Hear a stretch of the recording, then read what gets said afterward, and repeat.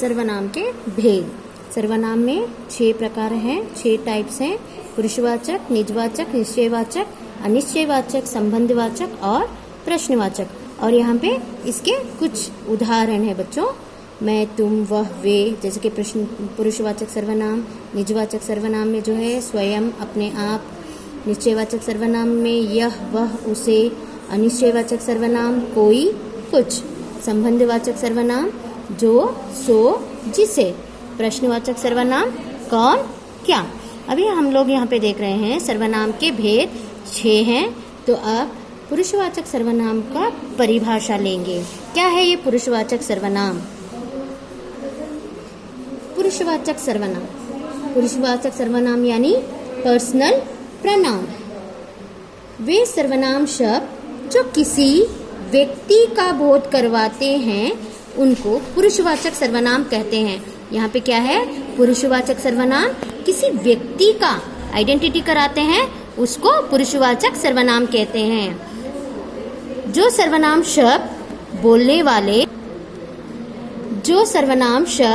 बोलने वाले, सुनने वाले और अन्य व्यक्तियों के लिए प्रयोग किए जाते हैं वे पुरुषवाचक सर्वनाम कहलाते हैं। जैसे उदाहरण यहाँ पे देखिए बच्चों, मैं बाजार गया था। मैं यानी खुद, स्वयं, मैं बाजार जा रहा हूँ, तो वो है पुरुषवाचक सर्वनाम। देन तुम कहाँ जा रहे हो, यानी सुनने वाला, और किसी को कह रहे हैं हाँ तुम कहाँ जा रहे हो भाई, हाँ ऐसे। तो अभी तीसरे चित्र में यहाँ पे दिखा रही हूँ, उसे साथ ले जाओ। यहाँ पे कह रहे हैं दोनों साथ में जाओ।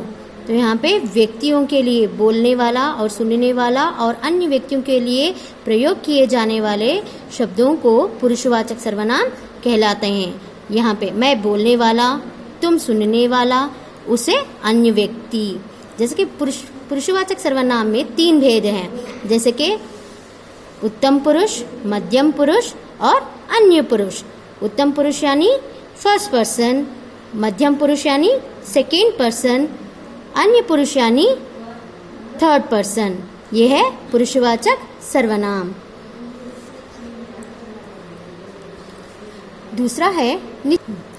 दूसरा है निश्चयवाचक सर्वनाम।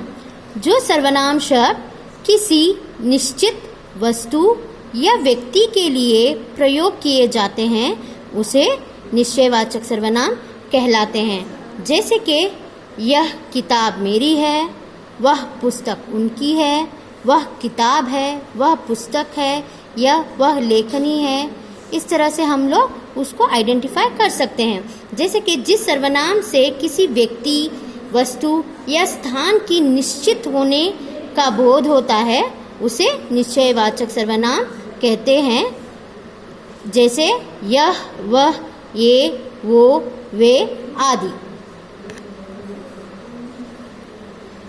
अनिश्चयवाचक सर्वनाम यानी इनडेफिनेट प्रोनाउन।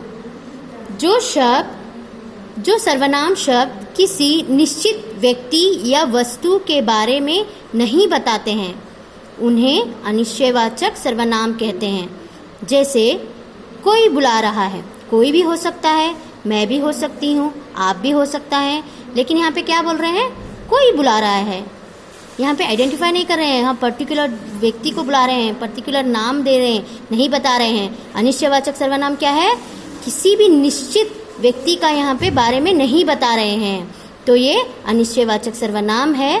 किसी ने उसकी मदद की, कोई भी हो सकता है, आप भी हो सकते हैं और कोई और भी हो सकता है, तो ये है अनिश्चयवाचक सर्वनाम। जैसे कि जो शब्द किस व्यक्ति, वस्तु, स्थान आदि का निश्चय पूर्वक बोध न करवाते हैं अनिश्चयवाचक सर्वनाम कहते हैं। जैसे कोई, कुछ, किसी आदि। संबंधवाचक सर्वनाम रिलेटिव प्रोनाउन। जिस सर्वनाम शब्द से व्यक्ति, वस्तु या घटना से संबंध ज्ञात हो उसे संबंधवाचक सर्वनाम कहते हैं। जैसे जो, सो, जिसकी, उसकी, जिसने, उसने आदि। बच्चों ये आपको परिभाषा समझ में आ गई? क्या है संबंधवाचक? मैम ने तो यहाँ पे जो है वो उसको पढ़े हैं, तो आसानी से ये है बच्चों, ये शब्द दो वाक्यों को जोड़ने का कार्य भी करते हैं, उन्हें संबंधवाचक सर्वनाम कहते हैं। जैसे कि जिसने बच्चे को डूबने से बचाया उसने ही इनाम पाया। यहाँ पे दो अलग अलग वाक्य हैं, तो यहाँ पे जोड़ा गया है। देखो यहाँ पे जिसने बच्चे को डूबने से बचाया, एक वाक्य हो गया, यहाँ पे पूर्ण विराम नहीं डाले हैं, तो वहाँ से ही यहाँ पे कंटिन्यू कर रहे हैं। क्या है? उसने ही इनाम पाया। जिसकी लाठी, दूसरा उदाहरण है, जिसकी लाठी उसकी भैंस। समझ में आ गया बच्चों? संबंधवाचक सर्वनाम क्या है? Relative pronoun. अगला है प्रश्नवाचक सर्वनाम। जिस सर्वनाम से प्रश्न पूछने का बोध हो उसे प्रश्नवाचक सर्वनाम कहते हैं। जैसे कि गिलास किसने तोड़ा, ये प्रश्नवाचक सर्वनाम क्या है? प्रश्न हो रहा है ना, वहाँ पे क्वेश्चन हो रहा है ना, उसको प्रश्नवाचक सर्वनाम कहते हैं। जैसे आप कहाँ जा रहे हो? जिन शब्दों के प्रयोग करने से किसी प्रश्न के होने का बोध होता है उन्हें प्रश्नवाचक सर्वनाम शब्द कहते हैं। जैसे उदाहरण में है कौन, क्या, किसने आदि।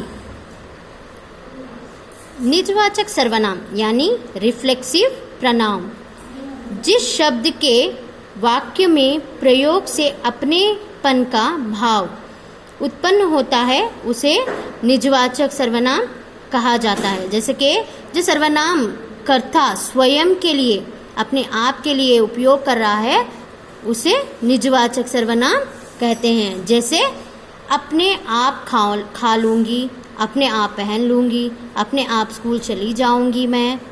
इस तरह के जो वह शब्द आएंगे, वाक्य आएंगे, वो जो है निजवाचक सर्वनाम है। तो बच्चों आज हमने इस कक्षा में जो है सर्वनाम और सर्वनाम के भेद के बारे में और उसकी परिभाषा के बारे में संपूर्ण माहिती ले ली है, संपूर्ण जानकारी मैंने दिया हुआ है। आशा करती हूँ कि आप लोगों को अच्छी तरह से समझ में आ गया है।